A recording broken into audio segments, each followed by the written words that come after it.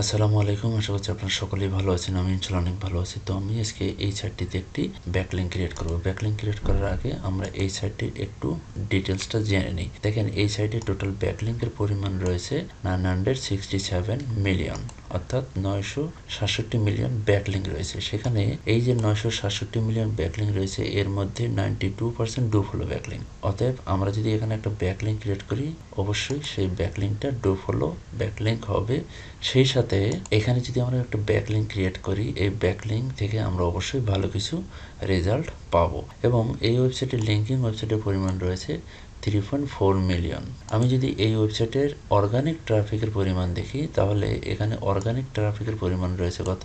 4.5 million. সুতরাং এখানে আমরা যদি একটা ব্যাকলিঙ্ক ক্রিয়েট করি, অবশ্যই আমরা ভালো রেজাল্ট পাবো। তো আমরা এখন কি করব, এই যে জয়েন যে অপশনটা রয়েছে, অথবা এই যে নিচে জয়েন ফর ফ্রি, এখানে অথবা এখানে যে কোনো এক জায়গায় আপনি ক্লিক করতে পারেন। তো জয়েন ফর ফ্রি এখানে আমি ক্লিক করব। তো এখানে ক্লিক করার পর দেখেন এই যে এখানে যে অপশনটা রয়েছে, এখানে আমরা কন্টিনিউ উইথ গুগল এটাও দিতে পারি, অথবা এখানে আমরা ইমেল অ্যাড্রেসটা দিতে পারি। তো আমরা ইমেল অ্যাড্রেসটা দিয়ে দিব, দিয়ে তারপর কন্টিনিউ উইথ ইমেল। আপনি কিন্তু কন্টিনিউ উইথ গুগল এটা দিয়েও কিন্তু করতে পারবেন, এটা দিয়ে করাটাই বেস্ট, এটা দিয়ে আপনি করতে পারেন। তো কন্টিনিউ উইথ ইমেল এখানে দেওয়ার পরে আমরা কন্টিনিউ দেব। কন্টিনিউ দেওয়ার পর ফার্স্ট নেম এবং লাস্ট নেম দিতে হবে, সেই সাথে পাসওয়ার্ড দিতে হবে। তো ফার্স্ট নেম লাস্ট নেম দিয়ে দিব আমরা, সেই সাথে আমরা পাসওয়ার্ডটা দিয়ে দিব।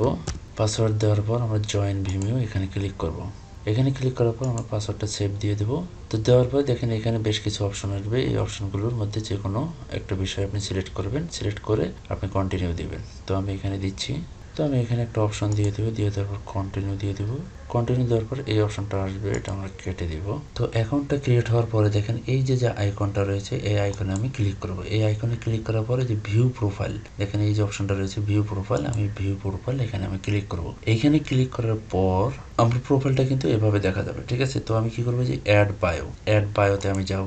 অ্যাড বায়োতে যে আমি এখানে ছোট্ট করে একটা বায়ো দিয়ে দিব। তো আমি বায়োটা আমি এখানে কপি করি। তো আমি এই বায়োটা শুধু আমি এতটুকুই, আমি আমার যে টাইটেল কিংবা আমি যে সার্ভিসটা দিচ্ছি, এই সার্ভিসের টাইটেলটুকুই আমি জাস্ট খালি এখানে দিয়ে দেব, ঠিক আছে। তো আমি বায়োটা দিয়ে দিলাম। বায়োটা দিয়ে দেওয়ার পর এখানে কিন্তু অটোমেটিক্যালি এটা অন্য জায়গায়, এই যে বায়োটা দেওয়ার পরে আমি সাইডে একটু যদি ক্লিক করি, সাইডে ক্লিক করার সাথে সাথে এই যে দেখেন সেভ চেঞ্জ, এই যে সেভ চেঞ্জ এই অপশনটা আসবে, অটোমেটিক্যালি কিন্তু এটা সেভ হয়ে যাবে। আচ্ছা, সেভ হয়ে যাবে। তো এখন আমাদের মেন উদ্দেশ্য কি, আমরা একটা ব্যাকলিঙ্ক ক্রিয়েট করব। এর জন্য আমাকে কি করতে হবে, আমি আবার এই যে আমার আইকনটা রয়েছে, আমি আমার আইকনে যাব। আইকনে যাওয়ার পর দেখেন সেটিং যে অপশনটা রয়েছে, আমি এই সেটিং অপশনে যাব।